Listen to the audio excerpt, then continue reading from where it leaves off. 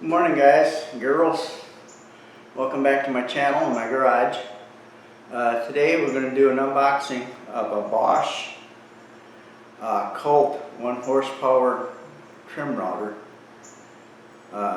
Model number is PR20EVSK. The reason I bought it, if any of y'all have watched my channel before, you know I'm a big fan of this little Harbor Freight trim router. And I've had it for about 2 years and it's been a good router. The problem I have with it is this plastic piece on here. When you move it in and out, it's not very accurate, and unless you really torque down or put something in between right here, I have a hard time keeping it still, especially when I'm doing real fine work, which is my next project is what I'm going to be doing. I decided this router probably is not going to be adequate for the type of trim that I want to do. This is my next project, which is a set of nightstands for an antique bed that my wife has. It belonged to her grandmother, comes from the Depression era. It is the bed and the mirror and dresser, but it has no nightstands with it. So we want to copy the same style and look of the dresser and make nightstands. So I started with trying to figure out how I'm going to cut the grooves in the front. As you can see in the pictures, it's got a small groove that goes around the whole front of the dresser, and it also has looks like 3/8" dowels cut in half that go across. I haven't exactly figured out how I'm going to do that yet. That's going to be a challenge, and of course it'll be videotaped as a project as I go. But I did start working on the front. These pieces fit like this, and then there's another piece that goes down and goes across like that, as you can see in the pictures. But all of this front has a groove in it. I have a router table, and I also have a router insert in my table saw, and I thought about doing it on that. But the problem is I can't get this down on the table. And this curve, I'm not sure exactly how I'm going to cut the groove in this curve yet. So I decided I would just go ahead and buy a better trim router that had more of a precision depth to it, to where it had like a micro adjustment. I did some research online and found that this Bosch Colt 1 horsepower had real good reviews. I bought it from Lowe's. I paid I think it was like $116 plus tax. And don't get me wrong, that Harbor Freight router for $29, you know, you can't beat the price. It's been a good router. I really can't complain about it, except that it's just not very accurate. It's good for cutting dados. It's good for cutting like grooves and wood and stuff like that. Things that you can't put on a regular router table.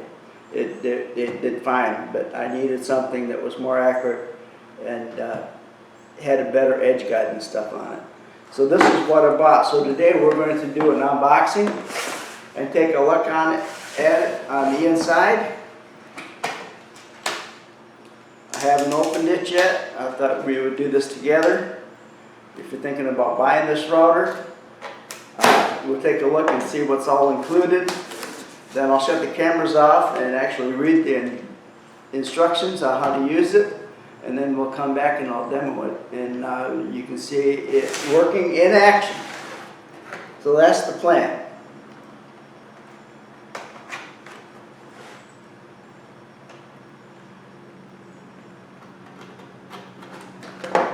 Okay. tabs out of here.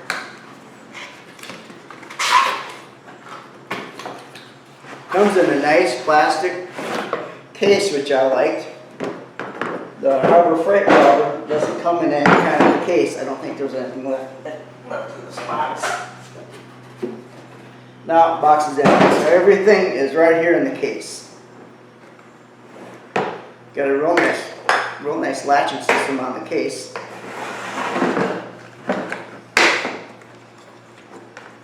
Just like that.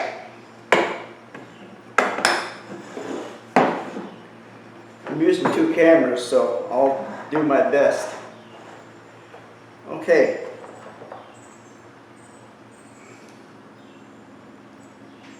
Got a funny thing here on the cord. It says, do not remove. I'm not sure exactly what it's for. I guess when I read the instructions, I'll let you know what that little piece right there is for. And here's the router. Actually, this one's just maybe just a tad bit heavier, but that's probably because of not plastic, this is aluminum, which I like a lot better. The foot is a little bit bigger on it compared to the Harbor Freight. The foot is probably about 3/8 inch bigger. I don't know if you can see that on the cameras or not, but the base is just a tad bit bigger than what's on the Harbor Freight router. It also has micro adjustment. I'm assuming this is where you would put the edge guide. It's got a real nice grip for one hand, so you can kind of grab hold of it. It's kind of curved here, which I like. The Harbor Freight router doesn't have anything like that. I mean, you just kind of grab it where you can. The one thing I did like about this Harbor Freight router is that this was open, so you could see what you were doing. On this one, it's open a little bit, but I don't think the viewing of it is going to be as good as what it was on this transparent base. It was easier to see things when I was using it. But I don't know. We'll have to find out when I start using it. It is a whole lot better. Of course, it's going to be when you pay $29 for a router, or you pay $18 or whatever I did for it. This better be a better, well-made router. So, also on the Harbor Freight router, it had 2 wrenches. You had to put 2 wrenches in here, and it was kind of awkward to change out the bit. You had to put 1 wrench on the bottom for the shaft, and then another wrench for the nut, collet nut, to loosen it. On the Bosch, it has a button right here where you can push in, and it locks the shaft in place. You only need 1 wrench to change the bits, which I think I like a lot better. The foot is a lot more sturdy. This is the foot of the Bosch. This is the foot of the Harbor Freight router. And while this one is probably adequate, never could get it to stay tight. Had a hard time keeping it square. This one here seems to fit a lot better. It's heavier. It has a marking gauge on it, which I like. And you can actually move it in where you need it. Looks like a lot better edge guide. And of course, you got the manual for it and the wrench. It's got 2 wrenches. I guess one is to change off the collet itself, and the other one is just change off the bit. We're going to shut this off, and I'm going to read through the instructions, and then I'll turn the cameras back on, and we'll demo it and see how we like it or not. All right?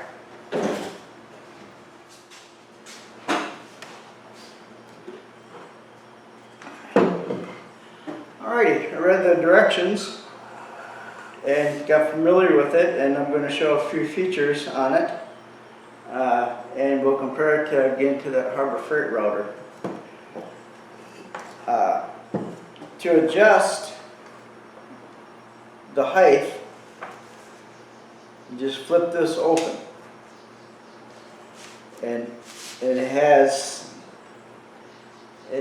two little icons here on top. One shows a padlock that's locked and then one that's unlocked. And you twist it to the unlocked position, and then you can move this whole base up and down. Once you get it approximately where you want it, like that, and then you push this in the locked position. And before you tighten this clasp again, you've got a micro adjustment here on the bottom, and you can adjust it in smaller increments to get it precise, which is the reason I wanted this particular trim router. Once you get it in the depth that you want, just tighten the clasp and it's tight. When I first started playing with it, this was a little bit loose, and when I tightened it down and locked it in place, I could still move it back and forth a little bit. So I took a wrench out of my toolbox, and it's got a little lock nut right here, and I just turned that lock nut just a little bit to make this tighter, so when it clamps down on the base, it's got a tighter fit. So if you buy this router and you feel that this base is just a little bit loose after you lock it, you can adjust it with this nut. So anyway, that's one thing I liked about it, was this fine-tuning adjustment. Okay, it's also a variable speed. It has a soft start on it, so when you start it, it doesn't try to jerk out of your hand. Got a real nice feel. On the Harbor Freight router, that's one thing I never liked about it. You had to really get a good grip on it before you turned it on, because when you turn it on, it tries to jerk out of your hand. Feel that?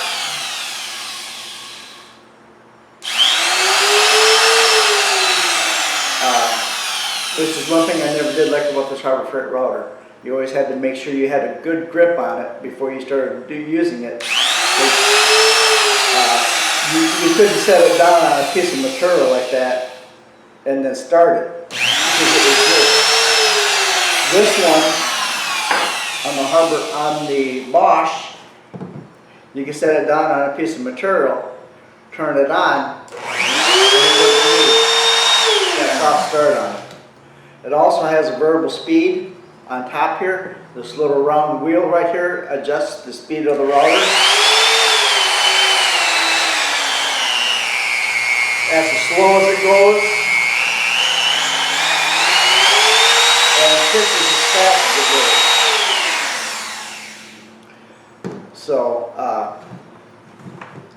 also on the Harbor Freight edge guide, you couldn't really move this in very far because the way it was built. The edge guide, you had to use the edge guide out here like that, because this piece goes on here like that, and then this one fits in here right here, and it just was not a very good fit. On the edge guide of the Bosch, you've got this little screw right here. Loosen it up, and this slips down inside here, and also has a little tab right here that locks it square and in place, which is another problem I always had with that Harbor Freight router, is keeping this square. Just, they had a very flimsy mounting system.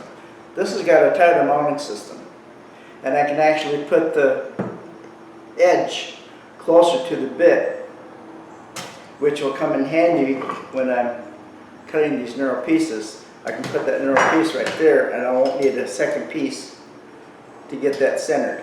that actually runs right there, which I think is going to be a lot easier and a lot safer. But that's the edge guide. Also, as I was looking in the manual, you can go online and you can order different bases for it. I can get a plunge base for it. I can get a tilt base for it. You can get a roller bearing edge, kind of edge guide for it. I can't remember what the name of it is. But there are several different attachments and different accessories you can buy that will fit this router. The Harbor Freight router comes with the edge guide, and it also had a little, one of those little bearing type roller things that you can attach to it, but it was really flimsy. The bearing didn't spin very well, and again, it attaches to here, and it was just plastic and very flimsy and hard to keep tight, hard to control. So I think this was a good investment.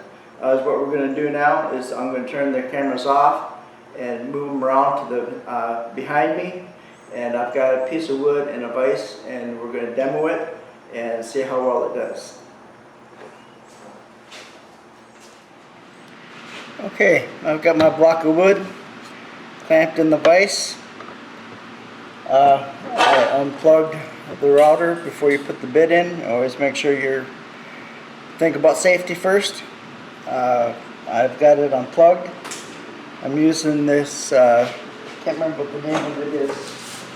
It is called a double flute round nose router bit. That's what I'm going to use to make these grooves in the front of my nightstands. This one I think is going to be a little bit too big. Was experimenting with the Harbor Freight router, and I think the grooves are going to be a little bit too wide. So I've ordered, this was a 1 inch, I've ordered a 3/4 inch, and I think the 3/4 inch will actually be closer to the original grooves on the antique dresser. But anyway, for demo purposes, we're going to use this one today. I'm going to put the router in the base. It's got a little red button right here that you push in to lock the shaft, and then it has a wrench that's included with the router. It's 17 millimeter, and you just turn it until it locks it into place.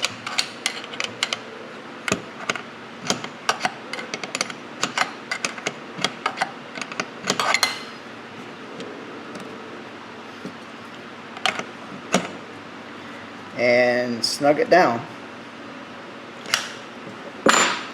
Okay, and obviously, as you can see, I've got that protruding out quite a bit.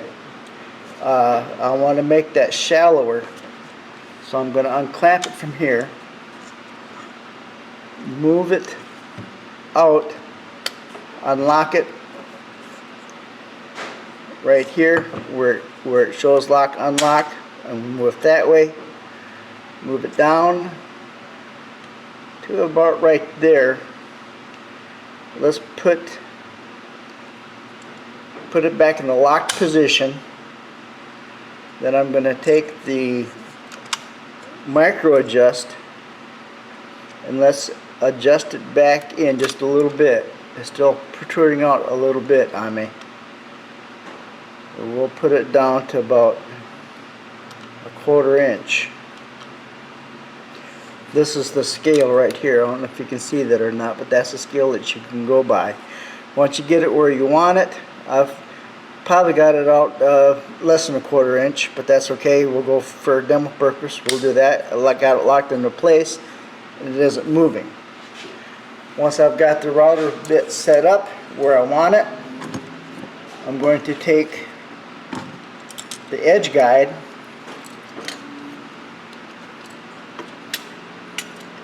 put the edge guide behind that nut, screw it down. Then I want that router bit to go right down the center of my workpiece. And this is just this piece of scrap that I'm using, so it doesn't have to be real accurate. But once I get it where I want it, tighten it down, and that's my edge piece. So when I start the router, I can start it on the edge and follow it, and it should put that groove pretty close to the center. When I do the actual pieces for the project, I will find center and get it more accurate. But for demo purposes, I just want to show you. It's got a nice long cord on it too. That's got to be probably 6 or better foot cord. I never did find out what this little piece here is. It says do not remove. It's not connected to the cord in any way. It just slips up and down on it. So whatever that is, maybe if somebody out there knows what it is, you can give me a comment on my video, tell me what that is. I'll leave it on there for now. Probably one of those, like one of those tags you buy when you buy a pillow or something that says do not remove under penalty of execution.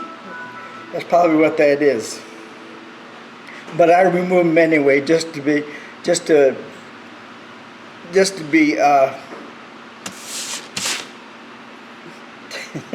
never mind. Lost my train of thought. Let's give it a shot.